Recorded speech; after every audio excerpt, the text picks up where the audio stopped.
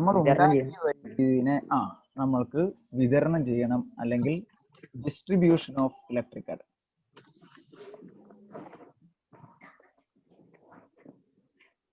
Distribution of electric current.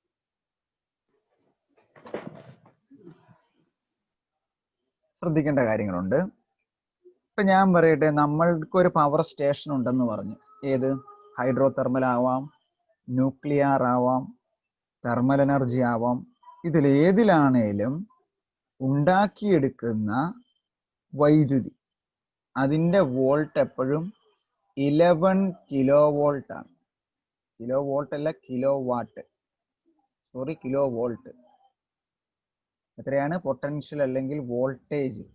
നമ്മൾ ഉണ്ടാക്കുന്ന വൈദ്യുതിയുടെ വോൾട്ടേജ് എന്ന് പറയുന്നത് 11 കിലോ വോൾട്ട് ആണ്. അതെന്ന് പറഞ്ഞാൽ 11 × 1000. എത്ര ഇടണം? 3 പൂജ്യം ഇടണം. 11 3 0, അത്രയും വോൾട്ട് അല്ലെങ്കിൽ 11 കിലോ വോൾട്ട്. ഇനി നമ്മൾ പറഞ്ഞു ഈ കറണ്ടിനെ നമുക്ക് ഇപ്പൊ ഞാൻ പറഞ്ഞു നമ്മുടെ പവർ സ്റ്റേഷൻ 11 കിലോ വോൾട്ട് ഇവിടെ ഉണ്ടാക്കി കഴിഞ്ഞാൽ എനിക്ക് എൻ്റെ വീട്ടിൽ എത്ര മതി? 230 വോൾട്ട് മതി, അല്ലേ? അപ്പൊ ഇതിപ്പോ ഇടുക്കിയിലല്ലേ മൂലമറ്റത്ത് ഉണ്ടാക്കി കഴിഞ്ഞാൽ ഈ കറണ്ടിനെ അവിടുന്ന് ഇവിടം വരെ കൊണ്ടുവരണം. ഇടുക്കി മുതൽ നമ്മൾ പോസ്റ്റുകൾ കൊടുത്ത് അവസാനം ഇവിടെ തോട്ടുവല്ല നമ്മുടെ ഏരിയയിൽ നമ്മുടെ വീട് വരെ ഇങ്ങനെ കണക്ട് ചെയ്ത് വീട്ടിലെത്തുമ്പോൾ നമുക്ക് എന്ത് മതി? എത്ര മതി നമുക്ക് വീട്ടിലെത്തുമ്പോൾ കറണ്ടിന്റെ അളവ്? 230 വോൾട്ട് മതി. അപ്പം ഈ 11 kVനെ 230 വോൾട്ട് ആക്കി മാറ്റുന്നത് എങ്ങനെയായിരിക്കും? 11 kVനെ 230 വോൾട്ട് ആക്കി നമ്മൾ എങ്ങനെ മാറ്റും? പറ.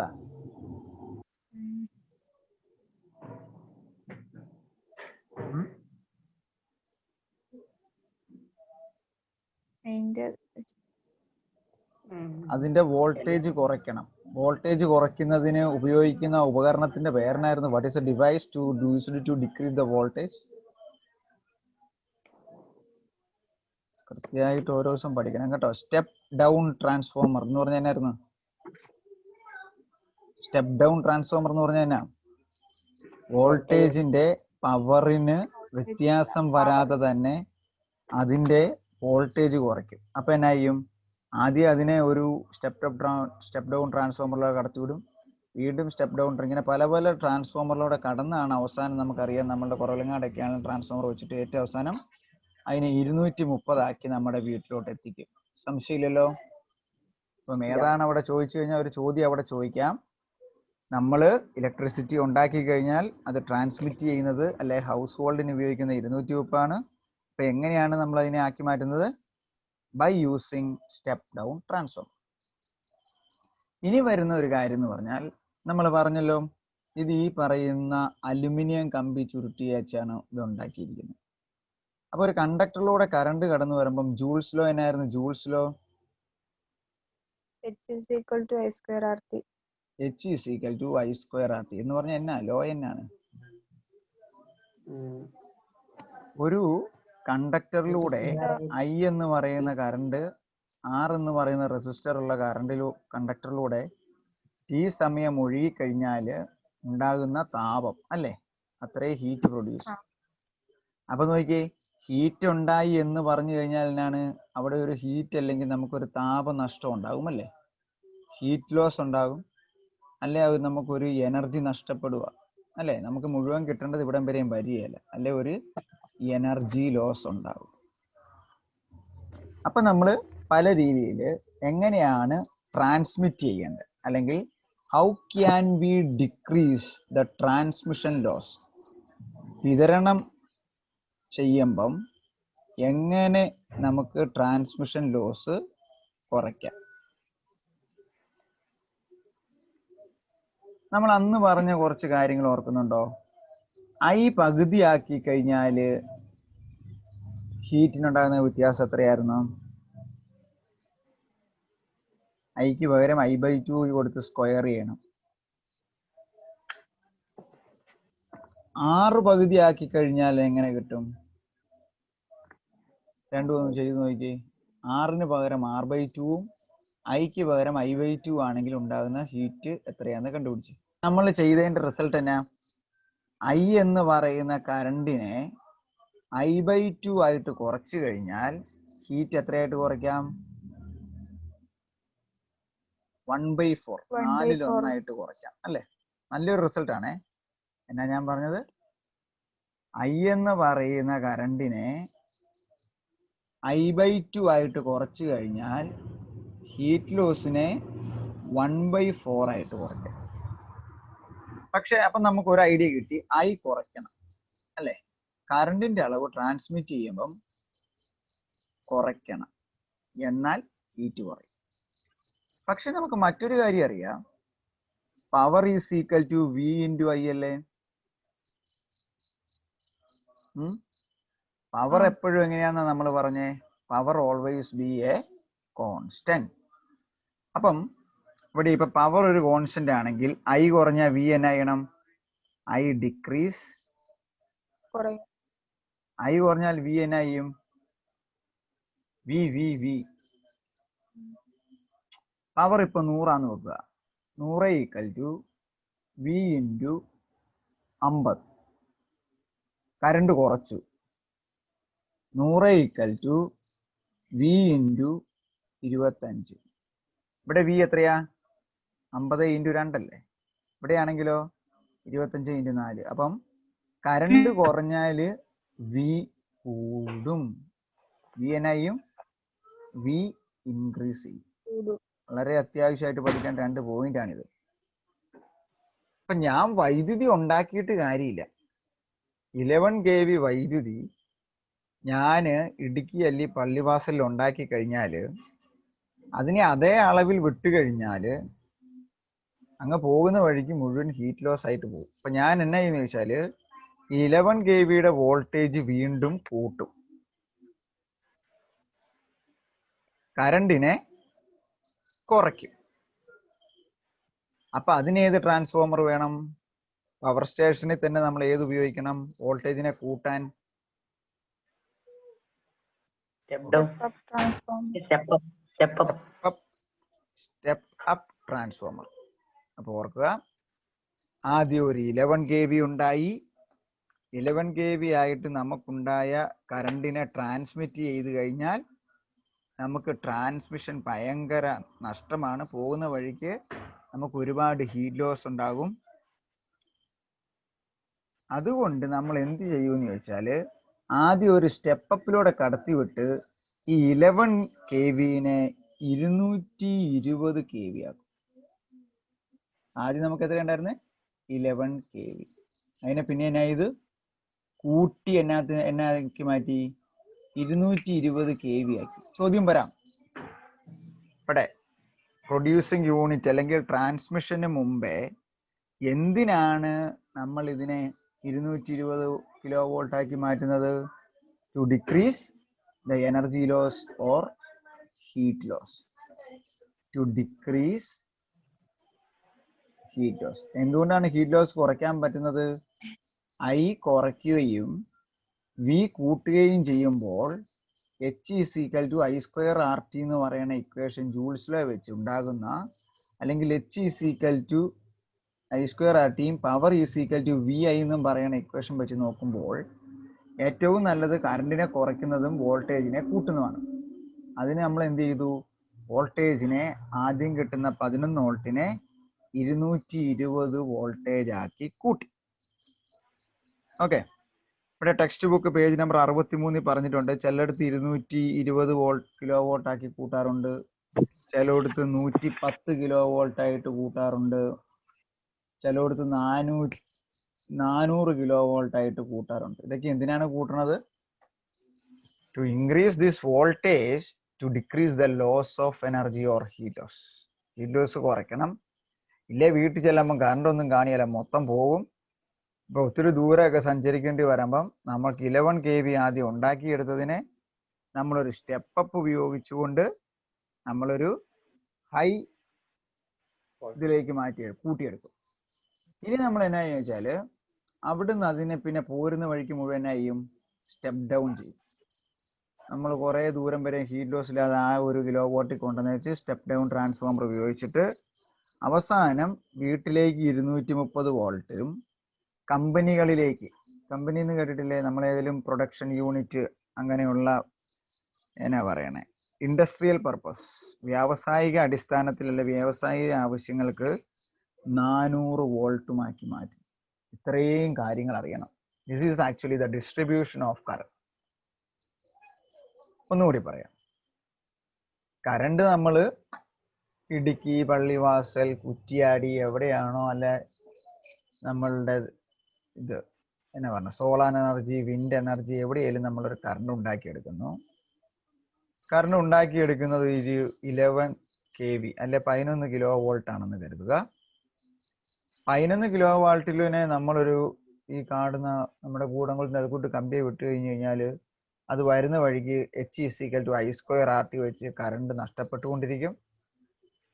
അപ്പം I², സെക്കൻഡ് പവർ, അപ്പം I എന്നാണെങ്കിലും കുറയ്ക്കണം.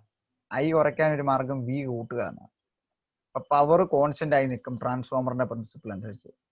It is A device in which power is A constant. അപ്പം നമ്മൾ എന്ത് ചെയ്തു? വോൾട്ടേജ് കൂട്ടി കറണ്ടിനെ കുറച്ചു.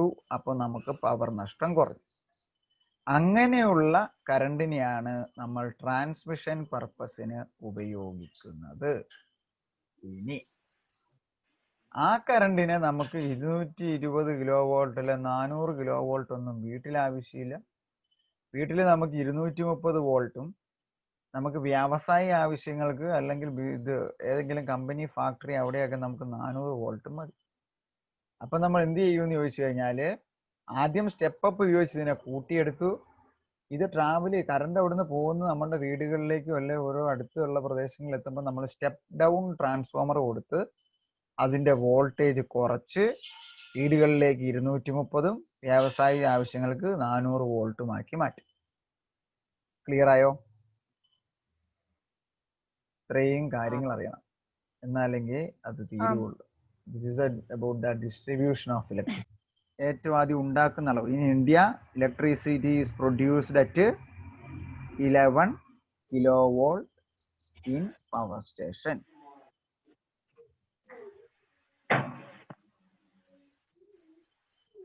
But due to the distribution, the power loss occurred.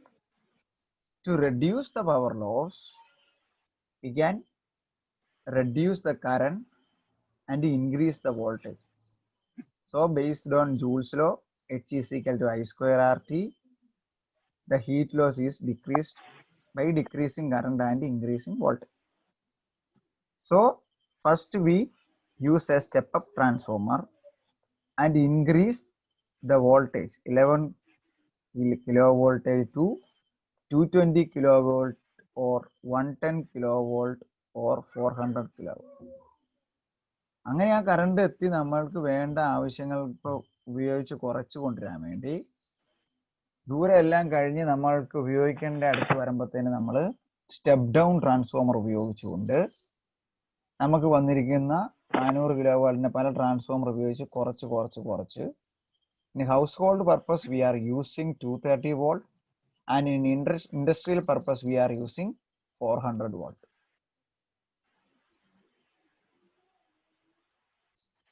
അപ്പം വൈദ്യുതിയുടെ വിതരണത്തെ കുറിച്ച് പറയുന്നു. ഇന്ത്യയിൽ നമ്മൾ ഉൽപ്പാദിപ്പിക്കുന്ന വൈദ്യുതി, പേജ് നമ്പർ 62 ആ കുറ്റിയാടിയുടെയൊക്കെ താഴെ ആ പോയിന്റ് താഴെ കിടക്കുന്നു. ഇന്ത്യയിൽ നമ്മൾ ഉൽപ്പാദിപ്പിക്കുന്ന വൈദ്യുതി 11 കിലോ വോട്ടാണ്. പക്ഷേ ഇതിനെ വിതരണം ചെയ്യുമ്പോൾ നമുക്ക് താപനഷ്ടം ഉണ്ടാകും. ജൂൾസ് നിയമം അനുസരിച്ച് H = I² RT ആണ്. അപ്പം I² RT നമുക്കറിയാം ഐയുടെ സെക്കൻഡ് പവറാണ്. 6 നമ്മൾ ഏതാ വയർ ഉപയോഗിക്കുന്ന ആ വയറേ ഉപയോഗിക്കാൻ പറ്റുള്ളൂ. ഈ നമുക്ക് ആ സമയം മുഴുവൻ വേണം. അപ്പം നമുക്ക് മാറ്റാൻ പറ്റുന്നത് കറണ്ടും വോൾട്ടേജും. ഐ കുറച്ചപ്പോഴും വോൾട്ടേജ് കൂട്ടിയപ്പോഴും ഹീറ്റ് ലോസ് കുറയും. അപ്പോൾ വോൾട്ടേജ് കൂട്ടാൻ വേണ്ടി 11 കിലോ വാട്ട് എന്ന് പറഞ്ഞ് നമ്മൾ ഉൽപ്പാദിപ്പിച്ചെടുത്ത വൈദ്യുതിയെ ആദ്യം ഒരു സ്റ്റെപ്പ് അപ്പ് ട്രാൻസ്ഫോമർ ഉപയോഗിച്ച് കൂടിയ വോൾട്ടേജ് ആക്കി മാറ്റും. 220, 110, 400 കിലോ വോൾട്ട് ആക്കി മാറ്റും. ഈ കിലോ വോൾട്ട് വൈദ്യുതി നമ്മൾ വിട്ട് കഴിഞ്ഞാൽ നമുക്കറിയാം നമുക്ക് പവർ ലോസ് കുറവായിരിക്കും. ഐ കുറഞ്ഞു, അപ്പൊ പവർ ലോസ് കുറവായിരിക്കും. പക്ഷേ നമുക്ക് വീടുകളിലും വ്യാവസായിക ആവശ്യങ്ങൾക്കും ഇത്രയും വോൾട്ടിന്റെ ആവശ്യമില്ല. അപ്പൊ നമ്മളുടെ വ്യാവസായിക യൂണിറ്റിനോട് അടുത്തെത്തുമ്പോൾ അല്ലെ വീടുകളിനോട് അല്ലെ നമ്മുടെ ഇതൊക്കെയുള്ള സ്ഥലങ്ങളോട് അടുത്തെത്തുമ്പോൾ ഈ 220 വോൾട്ടിനെ അല്ലെ 110 അല്ലെ 400 കുറയ്ക്കണം. അവിടെ നമ്മൾ എന്ത് ചെയ്യും? സ്റ്റെപ്പ് ഡൗൺ ട്രാൻസ്ഫോമർ ഉപയോഗിക്കും. അങ്ങനെ സ്റ്റെപ്പ് ഡൗൺ ട്രാൻസ്ഫോമർ ഉപയോഗിച്ചുകൊണ്ട് ഉയർന്ന വോൾട്ടേജിനെ നമ്മുടെ വീടുകൾക്ക് ആവശ്യമായി 230 വോൾട്ടേജ് ആയിട്ടും വ്യാവസായിക ആവശ്യങ്ങൾക്കായി 400 വോൾട്ട് ആയിട്ടും ഉപയോഗിക്കും. ഇവിടെ കുറെ ചോദ്യങ്ങൾ ചോദിച്ചിട്ടുണ്ട്. നെക്സ്റ്റ് പേജ് 63 ഓരോരോ പോയിന്റ് ആയിട്ട്. What is the method to reduce transmission loss? Transmission loss എങ്ങനെ കുറയ്ക്കാം? കറണ്ട് കുറയ്ക്കാം. ഐ ഡിക്രീസ് ചെയ്യിപ്പിക്കുക, വോൾട്ടേജ് ഇൻക്രീസ് ചെയ്യിപ്പിക്കുക. അടുത്തത്, which type of transformer is there in power station? Power സ്റ്റേഷനിൽ ഏതാ ഉപയോഗിക്കുന്നതെന്നാ പറഞ്ഞേ? പവർ സ്റ്റെപ്പ് അപ്പ് ട്രാൻസ്ഫോമർ, കൂട്ടിയെടുക്കണം. Which type of transformer is there in substation? Substation എന്ന് പറഞ്ഞാൽ കുറച്ചെടുക്കുന്ന നമ്മൾ ഈ വരുന്ന ചെറിയ ചെറിയ സ്ഥലങ്ങൾ. സബ്സ്റ്റേഷനിൽ ഏതാ ഉപയോഗിക്കുന്നത്? Step down transformer. Good. Distribution transformer നമ്മുടെയൊക്കെ റോഡുകളിൽ അല്ലെ നമ്മുടെ വീടുകളിലേക്ക് കിട്ടുന്നിടത്തും ഏതാണ് ഉപയോഗിക്കുന്നത്? Step down transformer. ശരിയാണ്. If a person standing on earth and touches a phase line, will she get an electric shock? Why?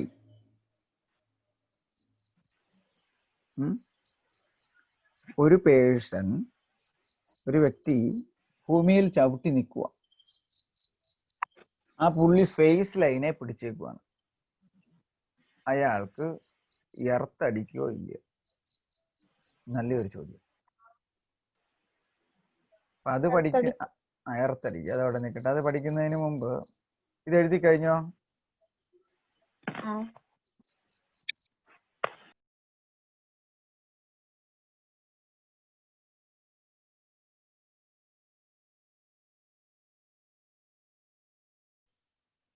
അപ്പൊ എങ്ങനെയാണ് ഇനി phase line, neutral line, earth line ഏതൊക്കെയാണ് അവിടെ മുതലേ പറയണം.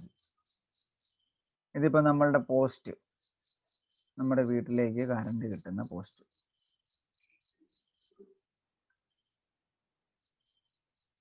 പോസ്റ്റിൽ നിന്ന് ശരിക്കും വരുന്നത് 3 ഫേസും ഒരു ന്യൂട്രലുമാണ്. മൊത്തം 4 കമ്പി ഉണ്ട്. 2 കമ്പി മുകളിലൂടെയും കിടക്കും, 2 കമ്പി താഴ്ത്തൂടെയും കിടക്കും. ഓക്കെ, അപ്പൊ 3 ഫേസ്. ഫേസ് ലൈൻ എപ്പോഴും ചുവന്ന വര കൊണ്ടാണ് വരയ്ക്കുന്നത്.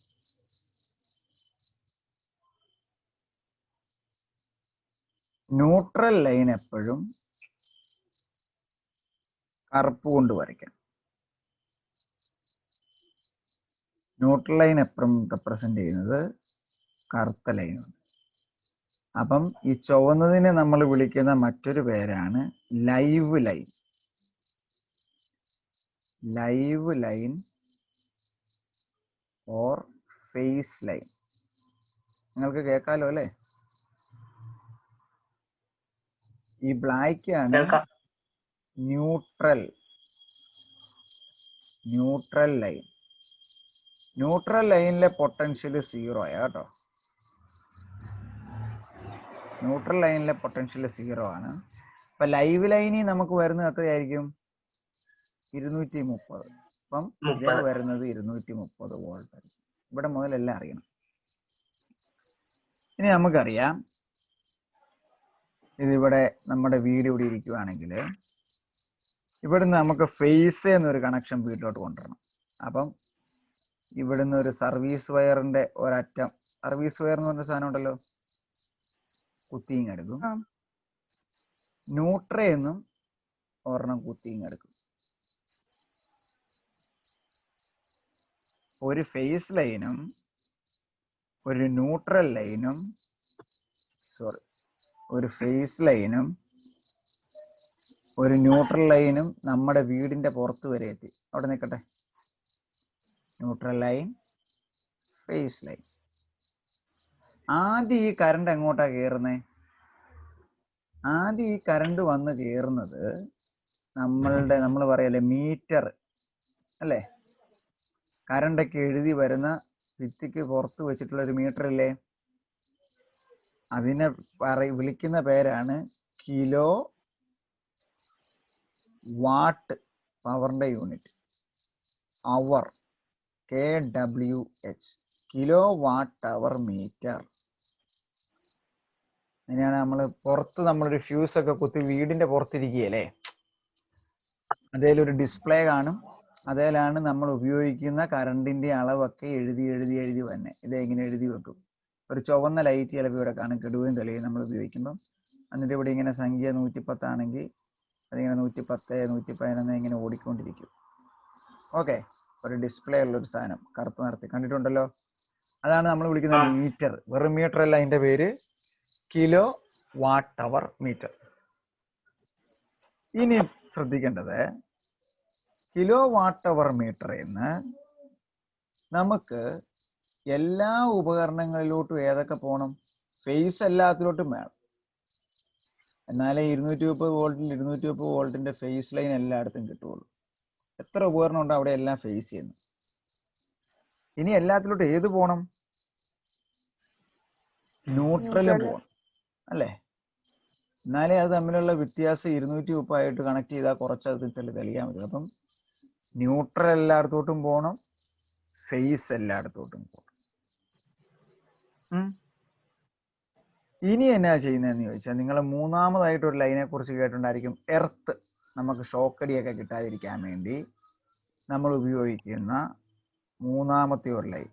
ഞാനിവിടെ ഇച്ചിരി ഇങ്ങനെ ഇറക്കി വെച്ച് താഴത്തോടെ വരയ്ക്കും കേട്ടോ. എർത്ത്. അപ്പം ആദ്യം വരച്ചത് ഫേസ് ലൈൻ, രണ്ടാമത് വരച്ചത് ന്യൂട്രൽ ലൈൻ, മൂന്നാമത് നമ്മളിപ്പോൾ വരച്ചത് എർത്ത് ലൈൻ. ഇതൊക്കെ ഈ കളർ കൊണ്ടൊക്കെ വരയ്ക്കുമ്പോൾ നല്ല ബ്യൂട്ടിഫുൾ ആയിട്ട് മനസ്സിലാവും. തീർന്നില്ല പ്രശ്നം, പിന്നെ ഇച്ചിരി ഇങ്ങ് മാറ്റി വരയ്ക്കണം, അതൊരു പ്രശ്നമാണ്.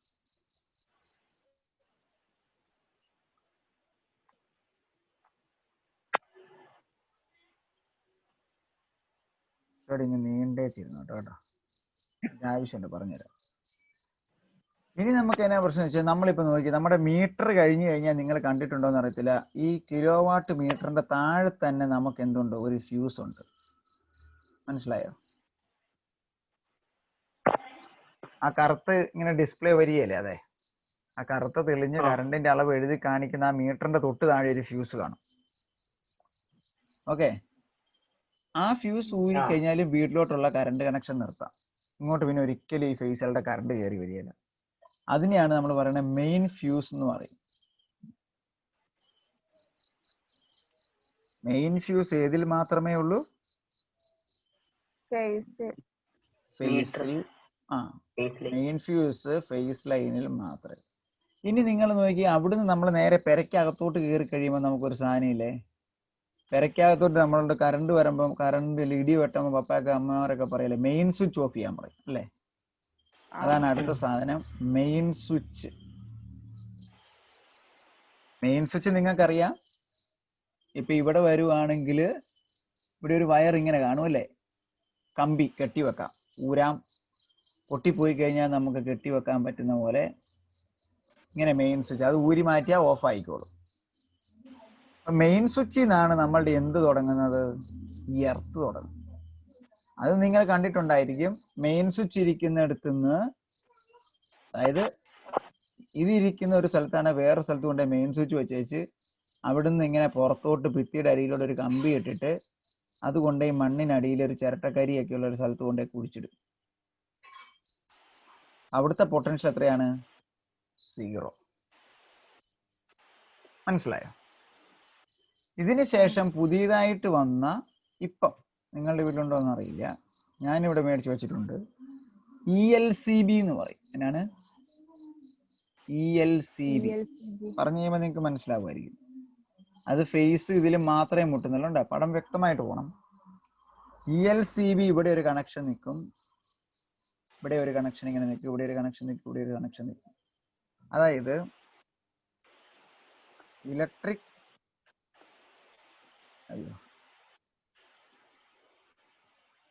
എനർജി ലീക്കേജ് സർക്യൂട്ട് ബ്രേക്കറിന്, sorry, earth leakage circuit breaker. എന്നാണ് earth leakage circuit breaker. Okay, ഇത് നിങ്ങൾ കണ്ടിട്ടുണ്ടോ എന്ന് വെച്ചാൽ ഞാൻ പറഞ്ഞു തരാം. നിങ്ങൾ കണ്ടിട്ടുണ്ടോ ഒരു സാധനം ഇങ്ങനെ മുകളിലോട്ട് പൊക്കി കഴിയുമ്പോൾ കറണ്ട് ഉണ്ടാവും? കണ്ടിട്ടുണ്ടോ? ഒരു സാധനം, ചെറിയൊരു സാധനം ഇല്ലേ, കണ്ടിട്ടില്ലേ? അത് ഓഫായി പോയി കഴിഞ്ഞു. ഇതാണ് ELCB, earth leakage circuit breaker. അതായത് ഓവർലോഡ് വരികയോ എന്തെങ്കിലും ഇൻസ്ട്രുമെന്റ്, നമ്മൾ അന്ന് ആദ്യം പഠിച്ചില്ലേ ഫ്യൂസ് വയറിന്റെ ആവശ്യങ്ങള്, ഓവർലോഡ് വരികയോ പിന്നെ എന്നായിരുന്നു നമ്മൾ പറഞ്ഞേ, ഷോർട്ട് സർക്യൂട്ടോ ഉണ്ടാകുകയോ ചെയ്യുകയാണെങ്കിൽ കൂടുതൽ കറണ്ട് കയറി വരുമ്പോൾ ഇത് മുകളിലോട്ട് പൊക്കിയാലോ ഓൺ, അത് നേരെ താഴേക്ക് താഴും. അതിനെ നമ്മൾ വിളിക്കുന്ന പേരാണ് ELCB.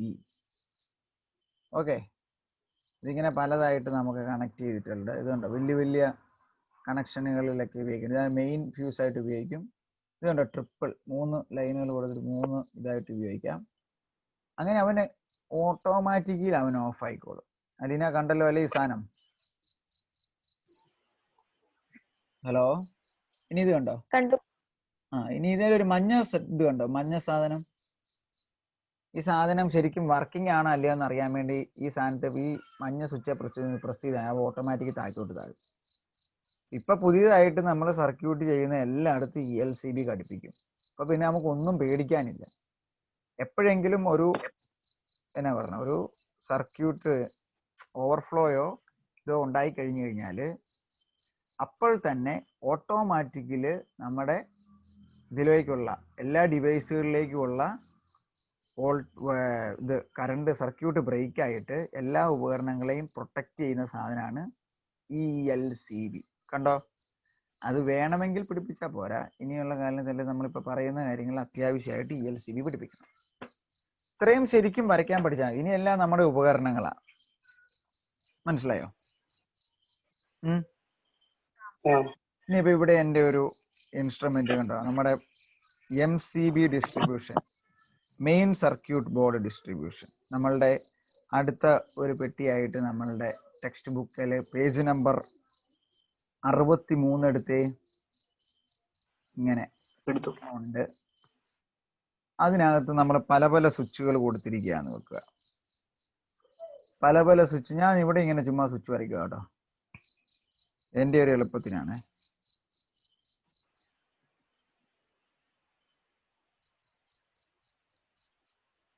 ഇപ്പൊ നോക്കി, ഇവിടെ ഇങ്ങനെ ഓരോ എത്ര സ്വിച്ച് വരച്ചാലും ശരി, അല്ലെങ്കിൽ എത്ര പ്ലഗ് പോയിന്റ് കൊടുത്താലും ശരി, ഈ പ്ലഗ് പോയിന്റിലോട്ടൊക്കെ ഏത് കയറി വരണം?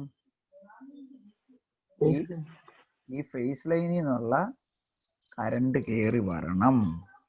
അല്ലേ? കാര്യമുണ്ടോ? ഇല്ല. ഇത് സ്വിച്ചുകളുടെ കാര്യം. ഇനി നിങ്ങൾ വേറൊരു കാരണം കണ്ടിട്ടില്ലേ? 3 പിൻ എന്ന് പറയും. 3 പിൻ, അതും കൂടെ വരച്ച് കാണിക്കാം. 3 പിൻ ഇരിക്കാന്ന് നോക്കാം. 3 പിന്നിന് എന്നാ ഉള്ളേ? 3 ഹോൾസ് ഉണ്ടല്ലേ, 2 ചെറുതും 1 വലുതും. ഇങ്ങനെ 3 പിൻ ഇരിക്കുന്നത്. അതിന്റെ ഈ 3ാമത്തെ പിന്നാണ് എർത്ത് ലൈൻ. അപ്പം ഇതുപോലെ തന്നെ എന്തെങ്കിലും ഒരു ഓവർ ഇതോ ഉണ്ടായി കഴിഞ്ഞാല് ഈ കൂടുതലായി വലിപ്പം കൂടുതൽ എന്ന് പറയുമ്പോൾ എങ്ങനെയാണ്? റേഡിയസ് കൂടുതലായിരിക്കും അല്ലേ? റേഡിയസ് കൂടുതലായിരിക്കും. റേഡിയസ് കൂടുതലായി കഴിഞ്ഞാൽ റെസിസ്റ്റൻസ് കുറവായിരിക്കും. ഓർക്കുന്നുണ്ട്, നമുക്കൊരു ഇക്വേഷൻ ഉണ്ടായിരുന്നു, R=ρL/A എന്ന് പറഞ്ഞു.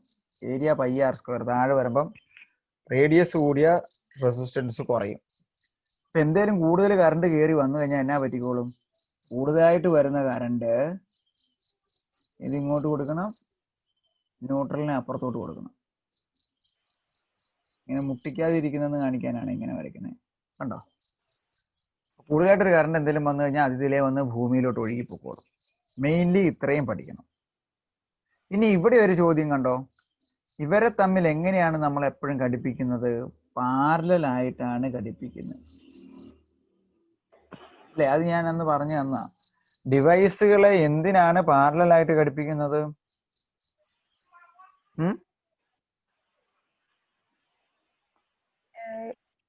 കണക്ഷൻ പെട്ടെന്നൊരു കണക്ഷൻ പോയാൽ ഒരെണ്ണം പോയി കഴിഞ്ഞാൽ മറ്റൊരെണ്ണം പോകും. അല്ലെങ്കിൽ സെപ്പറേറ്റ് സ്വിച്ച് കൊടുക്കാൻ. ആവശ്യമില്ലാത്ത ഉത്തരവൊന്നും പറയില്ല, ഞാൻ പഠിപ്പിച്ചതാ. സെപ്പറേറ്റ് സ്വിച്ച് കൊണ്ട് കൺട്രോൾ ചെയ്യാം അല്ലേ? അപ്പം സെപ്പറേറ്റ് ആയിട്ട് അതിനെ നമുക്ക് ഫ്യൂസുമായിട്ട് വേണേ ബന്ധിപ്പിക്കാലോ. പിന്നെ എന്നാ പറ്റും? എഫക്റ്റീവ് റെസിസ്റ്റൻസ് കുറവെന്ന് പറഞ്ഞു ഓർക്കുന്നുണ്ടായിരുന്നോ? 1/R = വരുന്നതുകൊണ്ട് എഫക്റ്റീവ് റെസിസ്റ്റൻസ് കുറവ്. ഈ 3 പോയിന്റ് അറിയണം. 1/R = 1/R1 + 1/R2 + etc. So separate switch അല്ലെങ്കിൽ ഓരോ ഉപകരണവും ഉപയോഗിക്കുന്നതല്ലേ നമുക്ക് കിലോ വാട്ട് അവറെ അറിയണ്ടേ? അപ്പോൾ സെപ്പറേറ്റ് സ്വിച്ച് അല്ലെങ്കിൽ separate connection to kilo watt hour meter. ഒന്നുകൂടെ പറഞ്ഞു തരാം. ആക്ച്വലി പോസ്റ്റിൽ നിന്ന് 4 ലൈനാണ് പോസ്റ്റേ വരുന്നത്, 3 ഫേസ്, 1 ന്യൂട്രൽ. ഫേസ് 3 230 230 പിടിച്ചുകൊണ്ട്, അതാ ചോദ്യം. 230 ഞാൻ കൈ പിടിച്ചുകൊണ്ട് ഭൂമിയിൽ നിന്ന് കഴിഞ്ഞാൽ എൻ്റെ മേത്തോടെ എത്ര കയറി പോകും? ഭൂമിയിൽ 0 അല്ലേ? ഭൂമിയിൽ 0 ആകുമ്പോൾ 230 പിടിച്ചാൽ 230 കയ്യിലോട്ട് കയറി താഴത്തോടെ 0 ഇറങ്ങി പോകും. കറണ്ട് നമ്മുടെ ശരീരത്തോടെ ഒഴുകും, നമ്മൾ മരിച്ചു പോകും, ഷോക്ക് ഏൽക്കും. അതുകൊണ്ടാണ് പറഞ്ഞത് ചെരുപ്പിടണം. ചെരുപ്പിടുമ്പോൾ എന്നാ പറ്റും? കറണ്ട് ഭൂമിയിലോട്ട് ഇറങ്ങിയല്ല, പെട്ടെന്ന് നമ്മളെ കയ്യിലോട്ട് കറണ്ട് വരും, നമുക്കൊരു ഷോക്ക് കിട്ടും, നമ്മളങ്ങ് തെറിച്ചു പോകും അല്ലെ? അപകട സാധ്യത കുറയും. അതുകൊണ്ട് കറണ്ട് കളിക്കുമ്പോഴത്തേന് ചെരുപ്പിടണം. അതുപോലെ എവിടെയെങ്കിലും നനഞ്ഞു കിടന്നാൽ കണ്ടക്ടർ അല്ലെങ്കിൽ കറണ്ട് ഇലക്ട്രോണുകൾ വെള്ളത്തിലൂടെ ഒഴുകും, അവിടെ മുഴുവൻ കറണ്ട് ഒഴുകും, ആളുകൾ മരിക്കാൻ സാധ്യതയുണ്ട്. സോ ഇങ്ങനെ 4 ലൈൻ പോസ്റ്റിൽ വരുന്നു. അതിൽ നിന്നൊരു ഫേസും ന്യൂട്രലും നമ്മൾ വീട്ടിലേക്ക് കൊണ്ടുവരുന്നു. അത് രണ്ടും കൂടെ ഒരു വയറിനകത്ത് പിരിച്ചു വരുന്നതിനെയാണ് സർവീസ് വയർ എന്ന് നമ്മൾ പറയണത്. സർവീസ് വയർ പൊട്ടിയതായിരിക്കും എന്നൊക്കെ പറയല്ലേ. അത് നമ്മുടെ വീടിന് പുറത്തുള്ള നമ്മൾ കറണ്ട് നോക്കാൻ വരുന്ന ആള് നോക്കുന്ന മീറ്ററിലാണ് വന്ന് കയറണേ. അതിനെ നമ്മൾ മീറ്റർ എന്ന് വിളിക്കും, അല്ലെ kilo watt hour metre. Kilo watt അവർ എന്ന് പറഞ്ഞാൽ കറണ്ട് ഉപയോഗിക്കുന്നതിന്റെ യൂണിറ്റ് ആണ്. ഒരു മണിക്കൂറിൽ എത്ര കിലോ വാട്ട്, കിലോയിൽ 1000-ലാണ് കണക്ക് കൂട്ടുന്നത്, അതുകൊണ്ടാണ് കിലോ വാട്ട് അവർ എന്ന് കൂട്ടുന്നത്. അവിടുന്ന് നമ്മൾ മെയിൻ ഫ്യൂസ്, അതിന്റെ തന്നെ താഴെക്കാണ് ഫേസ് ലൈനെ വരുന്നതാണ് മെയിൻ സ്വിച്ച്, മെയിൻ ഫ്യൂസ്. തെറ്റിക്കരുത്. അവിടുന്ന് മെയിൻ സ്വിച്ചിലോട്ട് കയറും. മെയിൻ സ്വിച്ച് നമുക്കറിയാം പെരയ്ക്കകത്തൊക്കെയാണ്. ഇടി വെട്ടിക്കഴിഞ്ഞാൽ നമ്മളോട് ഊരിയിടാൻ പറഞ്ഞ സാധനം. അപ്പം അത് സെപ്പറേറ്റ് ആയിട്ട് വേണം മുകളിലത്തെ ഊരാം, താഴത്തെ ഊരാം. അല്ലെ നിങ്ങൾക്ക് കാണാം ഇടി വെട്ടുമ്പോഴത്തേന് ഇത് ഊരിയില്ലെങ്കിൽ അതിനകത്ത് നല്ല സ്പാർക്കും തീയും ഉണ്ടാകുന്നത് കണ്ടിട്ടുണ്ടോ? ഉണ്ടെങ്കിൽ ആ ഫ്യൂസ് ഇടി വെട്ടുമ്പോൾ ഊരിയിട്ടേക്കണം. അവിടുന്ന് പിന്നെ പുതിയതായിട്ട് നമ്മൾ കൊടുക്കുന്നതാണ് ELCB, earth leakage circuit breaker. ഇനിയിപ്പോൾ ഇതിലൂടെ എല്ലാം വന്നിട്ടും കറണ്ട് കയറി വന്നിട്ട് നമ്മൾ ഊരാനും വീട്ടിൽ ആരൊന്നും ഇല്ലെങ്കിൽ ELCB തന്നെ അങ്ങ് ഓഫ് ആയിക്കോളും. കൂടുതൽ കറണ്ട് കയറി വരുമോ? ഏതൊക്കെ കേസാണ് നമ്മൾ പറഞ്ഞത്? എപ്പോഴൊക്കെയാണ്? ഒന്ന് ഷോർട്ട് സർക്യൂട്ട്, പിന്നെ ഓവർലോഡ്. ഈ 2 കേസിൽ ഇതിലേക്ക് കയറി കഴിഞ്ഞാൽ ELCB തന്നെ ഓഫ് ആയിക്കോളും. ഇനി നമ്മൾ പറയുന്നത് പാരലായിട്ട് ഓരോ ഡിവൈസുകളും നമ്മളുടെ ഇതിലോട്ട് കണക്ട് ചെയ്യും. ഏതിലോട്ട്? ന്യൂട്രലോട്ടും ഫേസിലോട്ടും കണക്ട് ചെയ്യും. വേണമെങ്കിൽ കൂടുതൽ സേഫ്റ്റിക്ക് ഇതൊക്കെ 3 പിൻ ആക്കി കൊടുക്കാം. നിങ്ങൾ കണ്ടിട്ടുണ്ടോ? എല്ലാ ഇതിലും നമ്മളൊരു 3 പിൻ ഉള്ളതെല്ലാം ചില ഉപയോഗിക്കാറുണ്ട്. നമുക്കപ്പം 2 പിൻ ഉപയോഗിക്കുന്നതാണോ 3 പിൻ ഉപയോഗിക്കുന്നതാണോ സേഫ്റ്റി എന്ന് ചോദിച്ചാൽ അതിന്റെ ഉത്തരം എന്നാണ്? 3 പിൻ ഉപയോഗിക്കുന്നതാണ് മോർ സേഫ്റ്റി എന്ന് പറയുന്നത്. ഓക്കെ, അപ്പൊ എന്നാ പറ്റും അതിന്റെ കാര്യം? 3 പിൻ ഉപയോഗിക്കുമ്പം എന്തെങ്കിലും കറണ്ട് കൂടുതൽ വന്നു കഴിഞ്ഞാൽ ഏറ്റവും വലിയ ഹോൾ എന്ന് പറയുന്നത് എർത്തിൻ്റെയാണ്. വലിയ ഹോളിലേക്ക് നമ്മൾ വലിയ പിന്നാണ് വെക്കുന്നത്, അതിൻ്റെ റേഡിയസ് കൂടുതലാണ്. റേഡിയസ് കൂടുതലാകുമ്പം റെസിസ്റ്റൻസ് കുറവായിരിക്കും. By the equation R equal to rho L by A. Resistance കുറവാണെങ്കിൽ ആ പോയിന്റിലൂടെ കൂടുതൽ കറണ്ട് പെട്ടെന്ന് ഒഴുകി നമ്മളുടെ ഭൂമിയിലേക്ക് പൊയ്ക്കോളും.